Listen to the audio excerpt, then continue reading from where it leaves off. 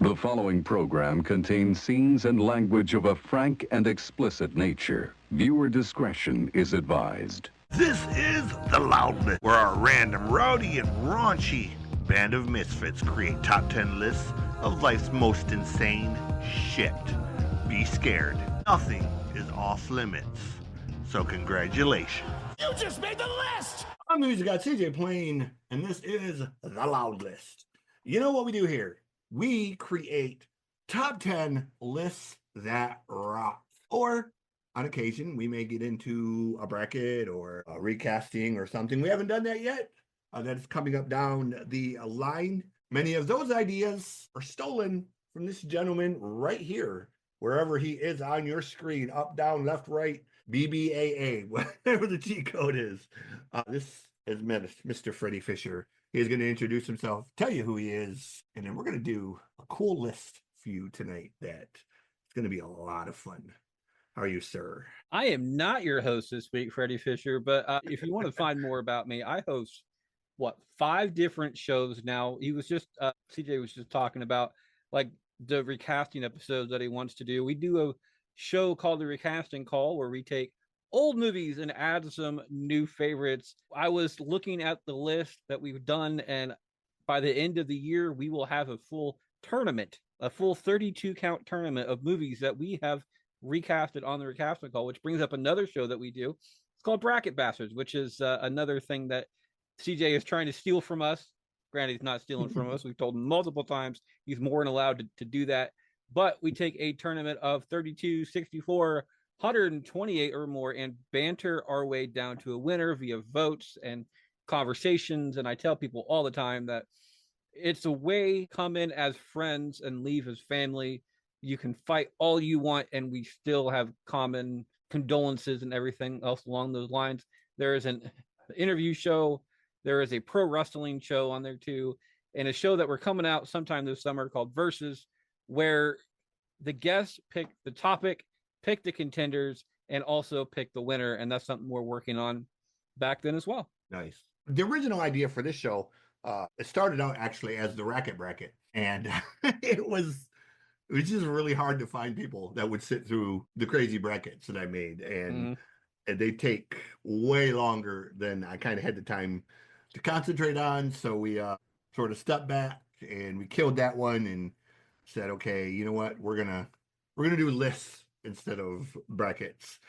Top 10 is a good number, not short, it's not long, like a good quickie at lunchtime. You get in, you get out, and get it done. So yeah, we have the loud list, and today our top 10 lists, we're going to be doing 2 of them tonight. So this is the first one you'll see of us. This is the top 10 Adam Sandler movies. Now, we're not necessarily doing the greatest Adam Sandler list, because I don't know if you could realistically do a greatest Adam Sandler list. So this is going to lean more towards probably a combination of greatest and favorite Sandler movies, and quite a few. Not a huge number, not as many as Nicolas Cage. I discovered when I did the Cage one, I thought, oh, that'll be easy, not realizing that man has done 177 movies. You're muted. I had to open a can of pop, so I muted my shit so it wouldn't blow out your speakers. No, Adam Sandler had, I think, 88 credits to his name when I looked at the IMDb page. That's counting TV shows. He started, his first acting gig was actually Cosby Show. He did like 4 episodes on the Cosby Show, which was, I thought was actually something I didn't know. So I thought that was pretty cool. Yeah, he was one of Theo's friends in one of the episodes, but yeah, I mean, I knew he had a good number, but like I said, when we did the Nick one, I was like, oh, that'll be easy, this, and I was like, well, let me look at the list so I'm not missing anything, and I didn't realize Nicolas Cage had done 177 movies, and I was like, holy shit, man! Like, there's a ton of crap on this list that I have never seen with Nicolas Cage in it, and I'm like, okay, well, I guess it's, deep dive into the Nicolas Cage stuff that I've never seen. I think one of these days what we need to do is, well, I don't say we, it's your show, but you want to create like a top 10 list of random people, like random actors. Some are going to be big, some are going to be small, but actors with the most credits listed. And you may come that would up, be a factual one. you may come up with people who are well known, some people that you recognize their face, but you don't really know their name because they only do bit parts.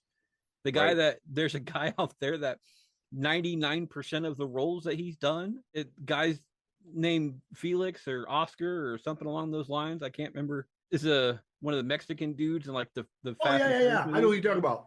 His name is Arturo. It's Arturo. Yeah, because he's in like Sons of Anarchy. He was in the Mayans, but he's been in Yeah, tons of, and he always uses the name Arturo because that's his actual name. And it's just it's like, you know, it's funny. It's kind of like a running joke almost now.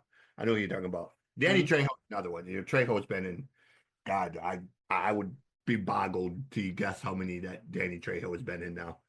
but the thing with that is like if you go through IMDb, it's the actual. It's not even movies. It's the acting credits, and technically, Right. we have like on Bastards, we have 180 plus shows now. I think there's an acting credit for every single show listed on IMDb for Bastards, and it's an interview show. So because every single show is a different topic, it lists every single one. So you may have random people that you just would never think of. Right. And that's a thing too. Like some of these brackets, as you noticed on the list, you know, there's going to be a major difference between being their movie and it just being an acting credit. Yeah. You know, Dolph Lundgren, for example. Lundgren is going to have, you know, a number of his movies, but then there's going to be those acting credits where he's not the star of the movie. He's just in the movie.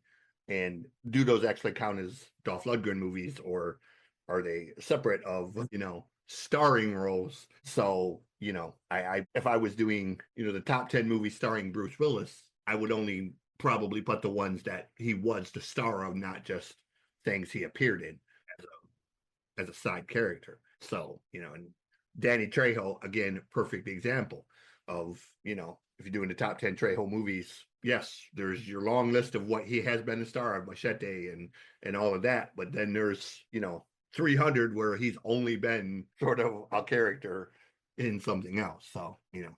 All right. So this is the top 10 I already screwed that up. Top 10 Adam Sandler movies. We will start with Freddie. Do you have any honorable mentions? I started with a list of 15 movies and I tried to narrow it down to 10.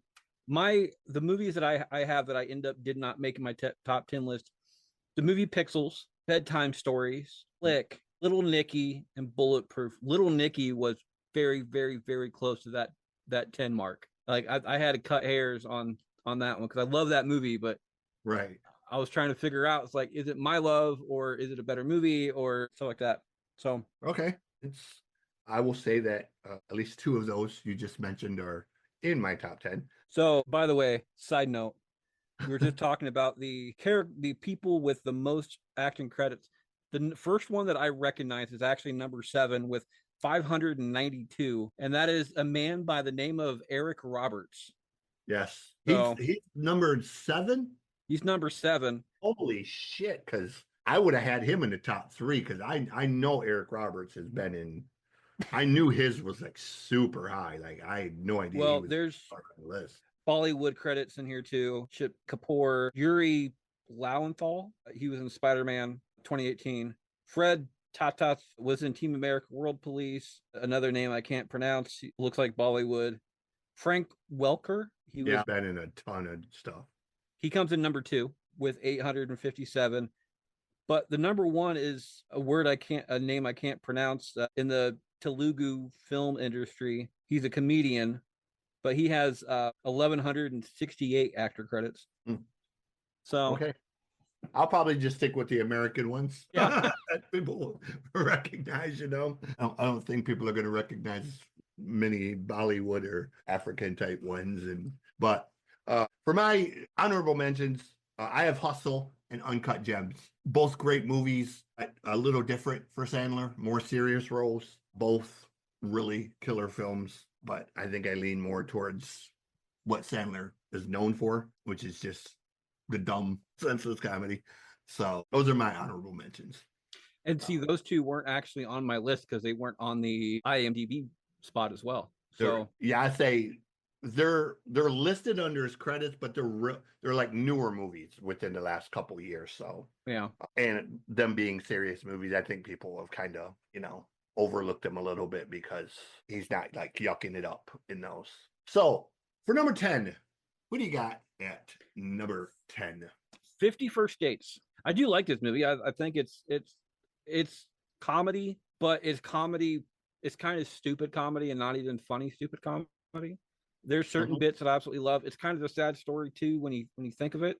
Right. It deserves to be in the top 10 list, but it was between that and Little Nicky, and Little Nicky is just stupid comedy for the sake of stupid comedy. So I at least had to go for the heartstrings on 51st Dates to make it into the top 10. Yeah, 51st Dates is more of a kind of a romantic comedy, but yeah, it's so my number 10 is just purely stupid comedy, probably the most stupid comedy of the ones he's done. My number 10 is You Don't Mess with the Zohan, and I don't think he's done anything that's much more stupid than or outrageous than Zohan, with all the little nods to the Three Stooges and all of that in that movie. So that's my number 10. Number 9, Wedding Singer. There's just, and that's not even for the movie itself. There's the entire "Grow Old with You" song is one of my favorite, just romantic songs in general. And people tell me this, like, you can't claim that because it's not an actual radio type song or CD type song or an actual song. It's just it's a movie song. I'm sitting there going, it's like, I don't care. It could have been a song that I wrote, and it could have been one of my favorite songs, and it's still a song. So chill your roll, son. Yeah, like I think people forget that Sandler, on top of the comedy stuff and the stand up and all that, he's actually a very capable musician and singer songwriter. So I mean, I know he number one Hanukkah song. That's what I'm saying. Like I know he leans more towards the silly. If Sandler ever decided to just sit down and do an actual music record that, like what Eddie Murphy and others have attempted to do, he could probably do pretty well. I think there would be a market for what he did. So number 9 for me, it's one of my favorite music-based movies, and it's the movie Airheads. Him and Brendan Fraser, Steve Buscemi. Very different role for Steve Buscemi, kind of, and really great soundtrack. And again, it plays into Adam being a musician and him being the only one of the 3 that was actually musically inclined. So, I still have a soft spot for that movie. So it's my number 9. Number 8. Billy Madison. I absolutely love this movie. I still quote every once in a while the entire "you're not cool unless you pee your pants" thing, especially when I'm outside trying to water the lawn or messing with the pressure washer and I get soaked. And my kids, who are way too young to know what this movie is, have never seen it. I have a 6-year-old that every once in a while he comes downstairs because he's still young enough to wet the bed and whatever. And I look at my wife and I'm like, "You're not cool unless you pee your pants." And it makes her laugh because she gets the reference. And Right. my wife, one of the cool things about her is that she laughs at everything. Nice. And I'm not that funny, but it's a nice confidence boost for me. And Right. I enjoy it. Yeah, it's that's the one that has the whole "what you just said is one of the most idiotic yada yada ones." I love that part. And may God have mercy on your soul. Yeah, you are awarded 0 points, and may God have mercy on your soul.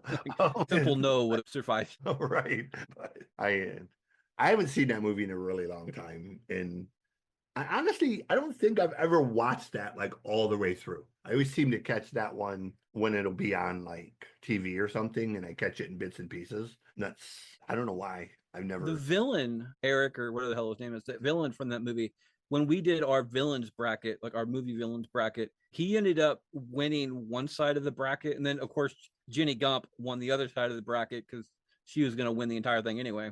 But yeah, it was between them two in the final 2. And I don't think he gets enough credit as a villain just but that guy's an asshole. My number 1 villain is always going to be Boyd Crowder. I can't think of a better villain TV wise than that one. I wouldn't make him my number one movie one, but TV wise, he was like the complete villain. So number 8 for me, it is one of Adam's newest movies. I love the movie because it's a family movie in the sense that he did it with his 2 daughters, his wife, his son. They were all in the movie. They're all the stars of the movie. And it's loosely based on a real life situation from their family. And it's called You Are So Not Invited to My Bat Mitzvah. It was one of those movies I thought I was going to hate. I ended up laughing a lot more than I thought I was going to. And I just love the fact that the thing about Adam that I love so much is he's so protective of his people. Like he's very loyal.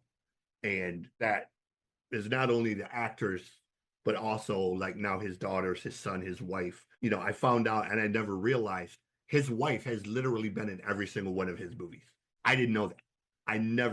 I guess I never mentally paid attention to once it was pointed out to me and all these scenes, I was like, oh, yeah, I totally remember those scenes. And I guess I just never realized that was his wife that was just sort of in these random spots. So I love that loyalty, man, that sort of Easter egg almost that he does with his people. And I think that's very cool. Loyalty is a hard thing to come by these days. So yeah, You Are So Not Invited to My Bat Mitzvah is my number 8.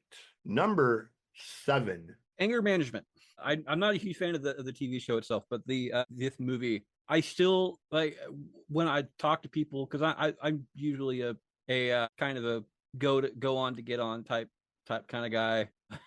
Some people get really mad and frustrated and laugh. I look them straight in the face. I go, "Ooh, fraba," and it usually makes them laugh because they catch a reference, and it is what it is. So it's a movie that teaches you a little bit too, and I appreciate stuff like that because it's not preachy, but you still learn from it. So I'm gonna go with Anger Management on that one. Yeah, Anger Management is a movie that it took me a minute to kind of get into. The very first time I saw it, I freaking hated it. There was something about it. I wasn't in the right space mentally, I think, and I was just kind of like sitting watching this movie almost in the frame of mind of I have like when I watch a Will Ferrell movie, where I'm just kind of like, this isn't funny, when's the joke coming? But I've seen it multiple times now, and it is funny, and it does have good spots in it. I just never, that particular first time was not it for me, but I have a much better viewpoint of it now. So yeah. We're speaking of Will Ferrell, by the way, I don't like Will Ferrell. I can't stand the guy. Very few movies that he's in that I actually enjoy. And throughout the couple of years that we've been doing Bastards, I try to poke fun at every of the Bastards that we have, doing a bracket. It started with Harvey. We ended up doing a Will Smith bracket, but started with him. But I've never done one for me because we just haven't gotten that far. So 7/13 this year. So in July, we're doing a Will Ferrell movie bracket. Oh God. So, and I don't know if I'm going to vote on that one, or I don't know if I'm just going to spit fire the entire time. Yeah. Will is somebody that, I'll watch his movies if somebody else is watching them or whatever, but I can't remember a Will Ferrell movie that I've ever laughed at.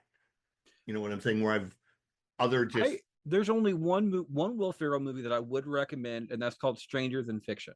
That is one good Will Ferrell movie, but it's also one. It's not really a comedy. It is a comedy, but I'm not for certain. That's the one where he falls into like the pickle vat or something.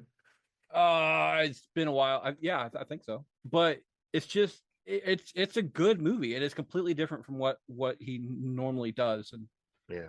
So like I said, Talladega Nights is really the only movie he's ever done that I've had like a chuckle or two at. And it wasn't him, it was like the kids or his kids, yeah. Or just something different, It's like he's not one of them guys. He's up there with Seth Rogen. Seth is another one that I don't find funny. But anyways, number 7 for me is Little Nicky. I like Little Nicky for the same reason as Ohan. It's just goofy fun. I love the element. I love that Rodney Dangerfield is in it, and Rodney is one of my all-time favorites. You know, his manic nature is always, even if it's a small part, you know, that whole nature that he has, you know, it just is always good for a chuckle. So Little Nicky is my number 7. Number 6. One of my favorite holiday movies of all time is Eight Crazy Nights. Yeah. I don't get the opportunity to call people a poop sickle nowhere near enough. And it's just, it's a sad thing in life, but that's what it is. Eight Crazy Nights is one of those few Christmas movies.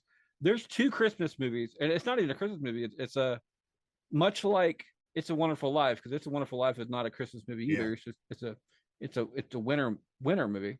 But Eight Crazy Nights is a Hanukkah movie. It's one of the few holiday movies out there that actually kind of make me tear up. Yeah.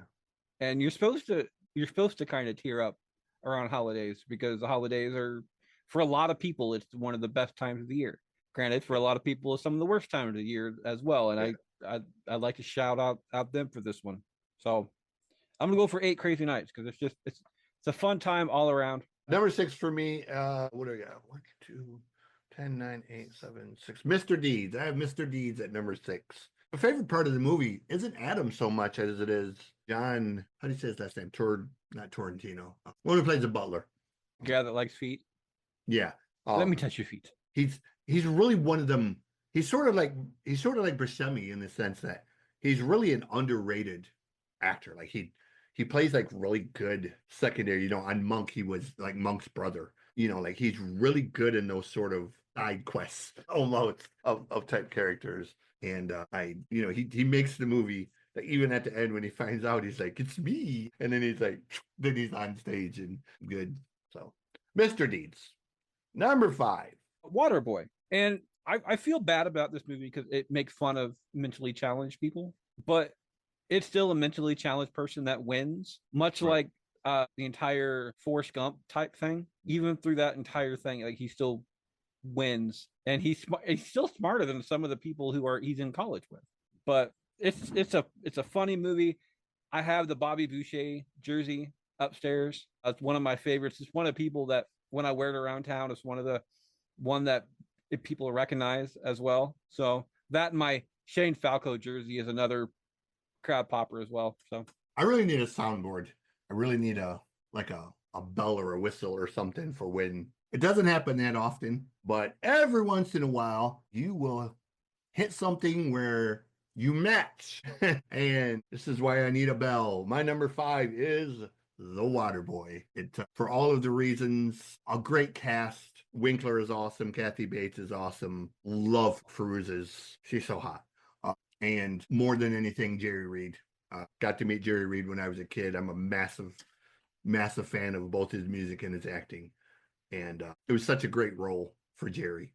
You know, Jerry was one of those guys that he didn't get to act nearly as much as he should have, because he really was an incredibly talented guy who had a ton of range. Like Jerry could have done some crazy stuff given opportunities beyond what he got. You know, he could have been a really horrific bad guy, or he could have been like a really great good guy like the Snowman. So kind of sad Jerry didn't get to do more.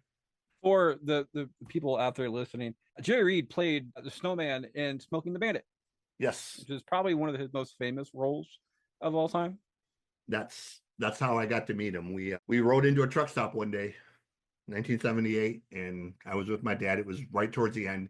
Mom and Dad got divorced when I was early when I was young. Dad got custody of me. We didn't have a house. We literally lived in his truck. We just traveled. So we rode into a truck stop one day, seen the truck in the parking lot, immediately caught my attention. And I was like, Dad, it's the Snowman's truck. And I was like, no, it's not his truck. It's some old boy who's got a copy of his truck. And I said, oh, okay. I made sense. And we went in, sat down. I had to go to the bathroom. So I got up to go to the bathroom, and I went down and went that way towards the bathroom. And very back of the truck stop, he was sitting at the table with about 6 other guys. And I stopped and I ran back to the table. I told my dad, I said, Dad, that truck is Jerry's truck. He's like, no, it's not Jerry's truck. I said, Dad, Jerry's in the back. Oh, it's just some old boy who looks like Jerry. And I was like, Jerry's kind of hard to, say for somebody else. So I marched right back to the table, and 7-year-old me, I posted up and looking at him and said, Can I help you, son? I said, Are you Jerry Reed? He said, Yes, I am. I said, My dad said it wasn't you. He said, Where's your daddy at? I said, He's over there. Jerry stood up. He yowls across the truck stop. He's like, Son, come on over here and have dinner with us. My dad stood up and about shit himself. And what it was, they were filming Smokey and the Bandit 2, and they were filming all the trucking scenes, and they were away from catering and got hungry. So they stopped for dinner, and it was him and all the camera guys that were filming, and they were just sitting back there eating, doing nothing, and 7-year-old kid happened to, wander in and disrupt them, but super nice guy, super hilarious. And, I was a huge fan before that. So, but it was very cool to have dinner with him and get to meet him and hang out and hear the stories of everything. And it gives you kind of new perspective into who a person is when you see them outside of what you think they are on TV or whatever. So he signed up a bunch of stuff for Dad and everything. So I think that'd be one thing that I would absolutely, if I was famous and traveling and stuff like that, one thing that would never get old for me is random occurrences. Yeah. Not signings and stuff like that, because signings, you're kind of there. I would still love signings because you get to talk to people, and you know me, I like to talk to pretty much everybody. But random occurrences like going to a diner or going to Walmart. Jelly Roll the other day bought his own album at Walmart, and a lot of people at Walmart didn't recognize who he was. How, I have no clue, because Jelly would be impossible to miss. Jelly, I mean, he has lost a lot of weight, but Jelly Roll is one of the most recognizable people on the planet right now because he's Jelly Roll. But having the ability to even do that, I was recognized for my podcast work. I went through the drive-through at McDonald's up in Des Moines. It's our closest big city, I guess. It's also a capital. And I was going through a drive-through, and I went through the drive-through, got up to the front, and I said hello and everything else, going through it, and they stopped, turned around, and then turned back around and looked at me. It's like, have you ever heard of the show Bracket Bastards? I looked him straight in the face. I go, yeah, I think I know somebody who actually runs that entire thing. Nope, never heard of it. And they're like, it is you, and I'm like, yeah, blah blah blah, and they did the entire thing. Hey, I think it was Charlie who was talking about, but Charlie, this is a show I was talking about and everything else. I gave him my card, and they got to meet me and everything else. I didn't sign anything because I'm not a famous person, but stuff like that is just being recognized by people who you don't know, like who you don't know. It's still one of the coolest things that will ever happen to me. And I'm looking forward to the day that I get to not only get to go to a Comic-Con, but I'm invited to a Comic-Con. Yeah. To have a booth and like talk to people and do stuff like that. I would continually, like, I would have a list of tournaments to do the entire time and randomly pull people in and record all of them. My dream, my goal, number one on my bucket list for this is to be invited to Rockin' Pod Expo. I've never gotten to go, and I'm going to go next year, but it'll be just kind of in whatever capacity. I want to get to a point where they actually invite me like they do other podcasts that have achieved their noticeable space in the music thing. Yeah. And whether it's for these books that I'm writing that are published later this year, or for whatever reason, I want that email to come to say, hey, you have earned your spot in the music space to the point where you're on that same level as all of these 80s hair bands, as Eddie Trunk, as all of the other people that they invite to this thing. And, it's sort of like a validation of, a lot of people hear my nickname, the Music God, and they think, oh, well, that's a name that I gave myself or something else. And it's really not. There's a whole story behind it. And I want people to understand that, look, there's a reason I have the name. It's not just a cute name, or it's not something that I'm trying to be arrogant about. It's really based on the fact that it doesn't matter what kind of music you throw at me. Doo-wop, country, metal, punk, classical, blues, reggae. I won't be able to do it without much of any thought, And that's what it's about, is I am versatile, and well-rounded in the music thing. So and one of the things about Bastards, and I tell people this, guests and stuff like that, I try not to deep dive into into their history or who they are or whatever, because I want to have the ability one of these days to have a really famous person on the show. Right. But I'm not going to advertise that they're on the show. It's just going to be a completely random thing one day. You have like, if we, in the entire Taylor Swift bracket that we did last year, if we would have Taylor Swift on the actual show, yeah, you wouldn't know until the show started, type thing. Until you blew up your servers and if people just randomly did it, and that's the reason why is because I want these superstars to come in and know that you're among friends instead of fans. Right. And it's a lot more fun that way. Like I want people just to be that. And I'm not saying that they're not important. I'm not saying anything else. I just, as much as I want to be recognized, I also recognize that people who are recognized all the time sometimes don't want to be. Right. So this would give them the opportunity. It's live. It's on YouTube, and it may blow up a week from now when it just kind of happens to leak.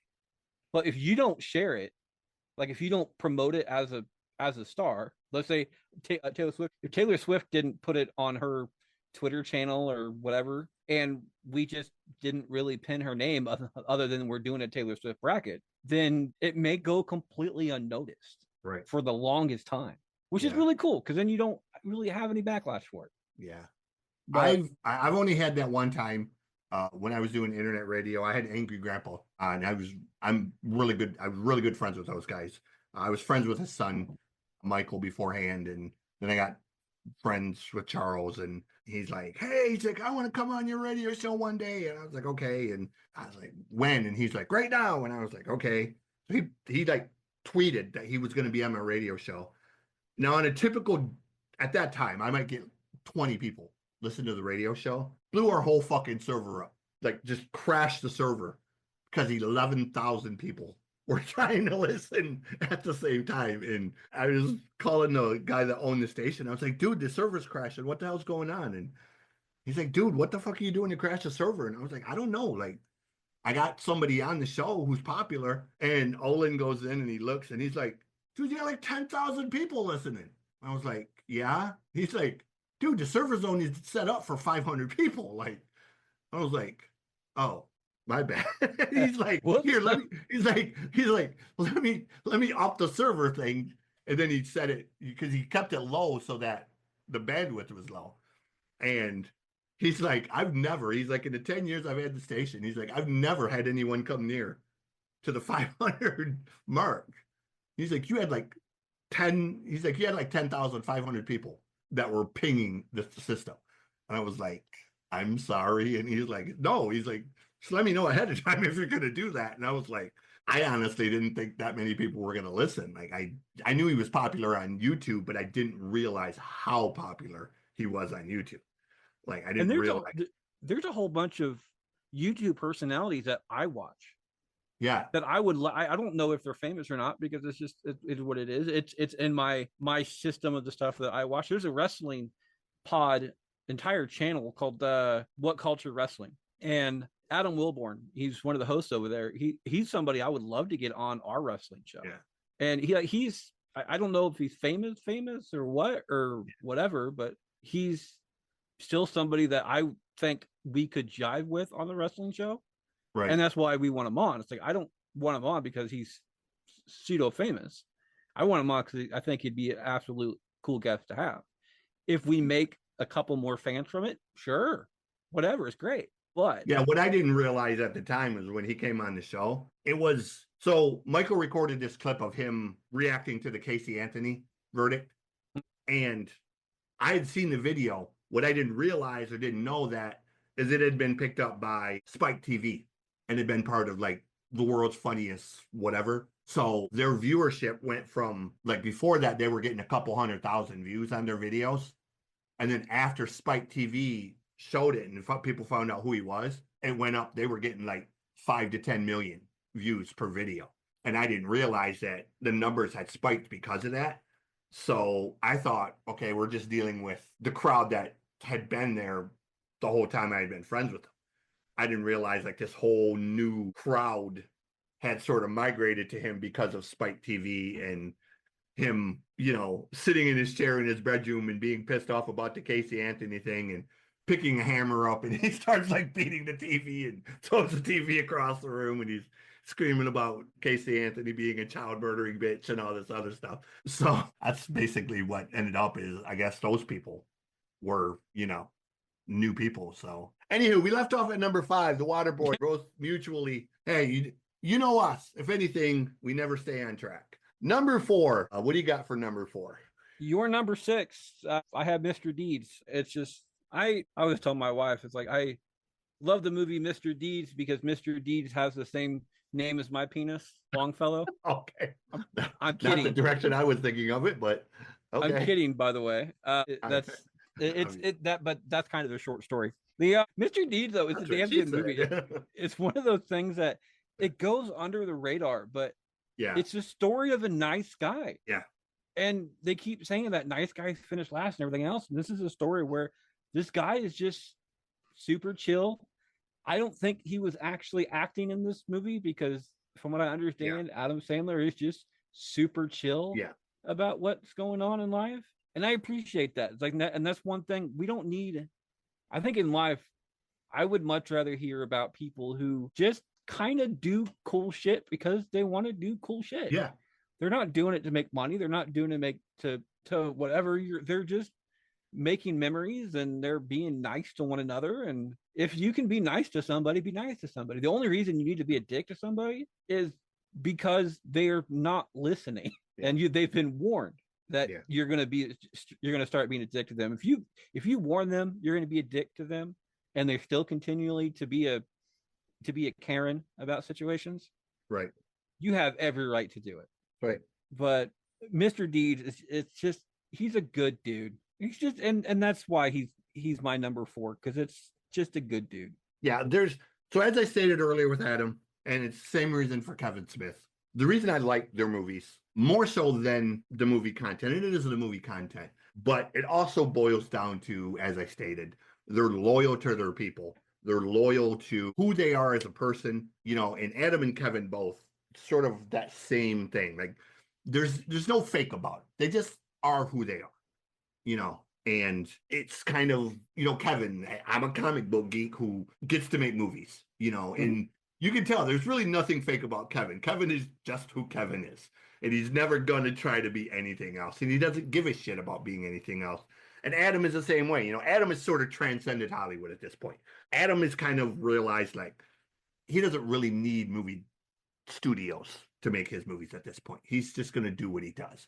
And he shows up at the Oscars wearing basketball shorts and a tank top, and nobody twice about it because it's just what Adam does. The thing about that though is that I've seen him get major flack for it. It's like, oh, you're supposed to dress up for the Oscars. You have people wearing like I think Lady Gaga wore like a swan outfit or something like that. Yeah. One day, and it just looks like a giant poof ball. Yeah. Where you also. It automatically reminded me of the kid who wrapped himself in tulle, like wedding tulle and stuff like that, and spray painted it brown and purple, and went as a fart for Halloween. That's exactly what that reminds me of. I'm like, you're giving Adam Sandler shit for dressing like a normal human being, but you go up there looking like a bird. Yeah, Jelly falls under it too. People don't realize. A lot of people, I've heard people remark about Jelly. Oh, well. This, and this, and this. And I was like, I'm telling you right now, I've known this guy personally since 2004. We booked shows in Little Rock in 2004 when he first got out of federal prison. Jelly is exactly who you see. There's no fake or facade about that man. He genuinely is one of the realest, kindest guys you'll ever meet. But there is also that side that, look, this man was in federal prison. He comes from the trap. Fuck around and push his buttons if you want. Jelly will smack the shit out of you. He doesn't want to, and you got to really act the ass to bring that out in him. But I've seen people get overly aggressive with Jason, and Jason has been like, look, bro, fuck around. I'm still 6'4" and 300 pounds. Whatever, but he's the same way. He's he's a big teddy bear, and he wants to do right, and like I said, that's why I love Kevin. That's why I love Adam is, they're just normal guys that are just trying to do good in the world in whatever little capacity they can. And I think that's what makes Mr. Deeds such a charming movie is it is close to who he is. And it's just a lesson that sometimes, the part in the movie where the football player comes in swearing and he's like, then he smacks the dude and he's like, I warned you. It's exactly what you're saying, you can be nice up to the point of you're just not. And that's life. Sometimes people don't understand anything else than being smacked in the mouth, sadly. But well, and see, all three of those people that were mentioned, I would love to have on the show.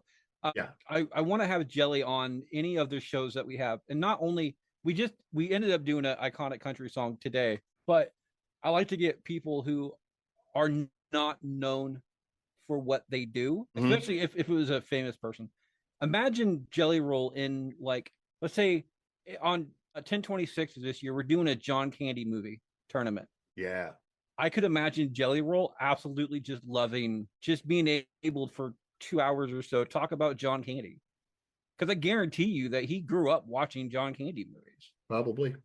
And to have him light up and just be a normal person for 2 hours and that'd be one of those shows that we normally do it live. We normally do it live. If I had somebody like Jelly Roll come up, we would record the show, but we would do it on a random Wednesday or something like that. Not Wednesday because the wrestling shows, but do it on a random day of the week. Make sure that his company goes through the show and make sure that, hey, there's certain things that we can and cannot do or whatever. That way when it does get posted, yep. And it would not be advertised. Only people that would know would be people who are on the show and the people who have been talked to because of the show. So it'd still be a local type thing. Yeah. But you have that and just the ability to be human every once in a while. On the flip side, having Adam Sandler, I wouldn't even have Adam Sandler or Kevin Smith on Bastards. Yeah. I want them on the recasting call. Yeah. Kevin would be amazing on the recasting call. And the recasting call, even those are recorded a month in advance. Yeah. So nobody would know, really, unless it got out somehow. Nobody would know that they're on the show until the show drops. And then it just kind of leaks out that that's what we're talking about. So I think, and have a very famous movie. Could you imagine, like, one of the next movies we're doing is, let's say, Die Hard. Could you imagine Kevin Smith recasting with current people Die Hard? Yeah. His love of 80s movies in general, and the knowledge that he had the ability to prepare for it, not just off the cuff. Not just his love of it, his knowledge of it. And his knowledge of it. Like having that go and just having and eventually Kate and I, because I wouldn't invite anybody else on the show, just Kate and I, we would get our fanboy and fangirl stuff out before the show started. Right. So it would literally be just myself, Kate, and Kevin or Sandler talking like human beings back and forth. Yeah. And he would just be a guest on the show and not a famous person. We're going to talk to him normally.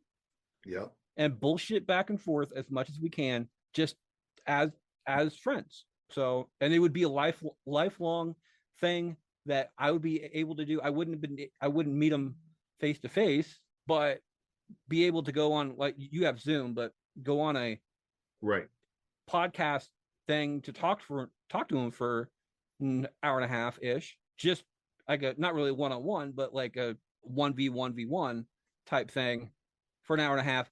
That would be worth a lot of money to have somebody pay to do. Yeah, absolutely. Even if nobody heard it, it would still be just a fun thing to do. Yeah, that ranks up there with my Chino XL. I did, Chino behind KSR1. He's like number 2 on my GOAT list for hip hop, and I got to do that interview with him, and it became too personal. Like we got talking about both being fathers of children that died, and I knew Chino had demons. He had a horrific childhood. It got really personal, really dark, really close to the bone. And about halfway through that interview, my brain was kind of like, I'm never going to end up airing this podcast because it's too personal. You know what I'm saying? It's like, it was almost like a therapy session more than it was a podcast. So I never did air it. And I had it, and I told Chino, like, look, blah, blah, blah. I was like, but I'm not going to. He said, oh, go ahead. I don't care. People think what they want. I was like, no, it's not about that, bro. It's just too close to the ball. And about 3 months ago, he committed suicide. And I've had this interview for like 5 years. Never aired, never anything. And I emailed his daughter, his oldest daughter. And I said, look, I have this interview with your dad. It's never aired. Let me send it to you, because while I could have been the dickhead and been like, oh, I have an thing of Chino, blah, blah, blah, talking about all these demons he had and all of that, and capitalized on it right at the time of his suicide. It was just never even a thought for me to do that, because that's my fucking hero, man. And I'm not shocked he committed suicide. I'm shocked it took as long as it did. I mean, the guy had demons beyond demons. And I hate saying that, but it was always kind of a foregone conclusion that Chino was going to go out that way. It just, yeah. So I sent her the email, and she said, well, you could have aired this. And I was like, I know, but it just never sat right with me. I never wanted to capitalize off someone's pain. I don't want to capitalize off of somebody's sorrow or moment where they're vulnerable, and really sweet girl, and I said, hey, it's yours. You do what you want with it. If you guys want to publish it, you want to put it out there, awesome. It is yours to own now. I relinquish all rights to this to you, because it's sat on my desktop for 5 years to just sort of there. But getting back on track, we got this other one we're going to be doing tonight. I told you this was going to happen. Like, yeah. man, we get sidetracked on shit, and me, I can talk about random. Number 4 for me is Pixels. Just the 80s nod in this movie is what makes it for me. Yeah. I spent so many hours playing Galaga in arcade, so the Galaga scene is especially poignant to me. I kind of found myself watching that scene and be like, no, go this way, this one's coming, because I know Galaga like the back of my hand. So, and I love the interaction of Adam and Kevin James. Kevin James acting as a president was, I think, the funniest point of the movie to me. It was just so illogical. Like, of all the people that they could have made president, Chris Rock, Steve Buscemi, even Rob Schneider would have, I think, been a more realistic president than what Kevin James is. But that's my number 4. Number 3. Big Daddy. As a dad in general, I have 3 kids, and it's the act of being thrown into the deep end. Because not only am I a dad of two biological children of my own, but I'm also a stepdad as well. And when my wife and I got together, we kind of made a preformed family, or she came with like a preformed family type thing. So me going into a world of being a boy dad, because my oldest is a girl dad, or I'm a girl dad, right. My oldest. There's so many things I didn't know. I didn't know about the entire peeing everywhere type thing. And there's stuff in Big Daddy that is absolutely, it's comical because it's true. So Big Daddy hits really, really close to home with me. That's why it's my number 3. Nice. We don't exactly match on number 3, but we're pretty close. Yep. I went for a movie still in the exact same theme. My number 3 is That's My Boy. It was, again, stupid, goofy comedy that had some really, outrageous parts, and love the fact that he put Vanilla Ice in a movie. That was kind of great, and sort of poke fun at the whole predator teacher thing. So That's My Boy is my number 3. Number 2, what do you got for number 2? Longest Yard. Oh, okay. I'm not only a huge football fan, I'm also, as we've discussed, a huge wrestling fan. And having people like Bill Goldberg in there, shout out to Bret Hart on that comment. Having Bill Goldberg on there, Stone Cold Steve Austin, Great Khali was also in that movie. Kevin Nash was in that movie. Yeah. And a whole bunch of other stuff. It's just having that done, watching the original Longest Yard as well, and how the stuff, the homage to the classic part of that. And I also have I have a Coach, Crew, and Maggot jersey from The Longest Yard. I have 3 of them. Oh, nice. By the way, I have like somewhere around 50 different jerseys. Some of them are sports, some of them are movies, some of them are just personal ones that I've gotten for like the podcast stuff and whatever. So that's my stupid collection of things that I have, because I think everybody should have a stupid collection of something that they're never going to sell. It's just something that they're not there to make money with it. They're just there to, because it's just cool shit to have. And that's my cool shit to have. That's my collection, is just random movie jerseys. If I ever meet Adam Sandler and I have the ability for him to sign a couple things, I have like 4 different Sandler jerseys. Nice. I have Crew, Boucher, Gilmore, and I think there's another one too, but I can't remember what it is. But yeah, I have a whole bunch of stuff, so I think it'd be really cool. But yeah, Longest Yard is my number 2. Number 2 for me, again, we're pretty close. I went a different direction. You mentioned one of the jerseys. Happy Gilmore for me is my number 2. You know, just a great movie, great story. Can't wait to see Happy Gilmore 2. Absolutely chomping at the bit to see what they do, bringing in the new people along with the old people, and seeing what direction they go. So Happy Gilmore, that's number 2. We're down to number 1 after taking a road map all over the United States. About an hour into this, it's all right. What do you got at number 1? I have Happy Gilmore. Happy Gilmore is my number 1, actually, and I love this movie. I'm not looking forward to the second one, because I know sequels, especially when they're like Netflix sequels, aren't nearly as good. You have a little more leeway, but you also have a lot more leeway to do stupid shit, and it's not needed. I think Happy Gilmore was kind of a lightning in the bottle type situation.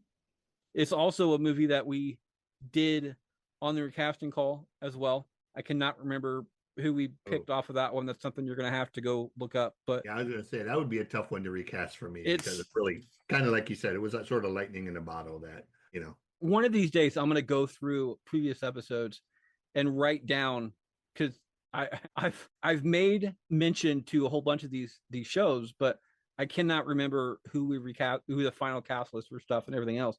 Off the top of my head, we've been doing this for like 3 years. We started with 12 Angry Men, and the last episode we did was Spaceballs. So they range. I think the oldest movie we ever did was The Quiet Man. Wow. Yeah. So that was a hard one to do. But yeah, nice. Happy Gilmore, it's a fun time, and it's got the one thing I remember from that movie as a life lesson is that it's all in the hips. Yeah. So Gilmore gets my number 1. Nice.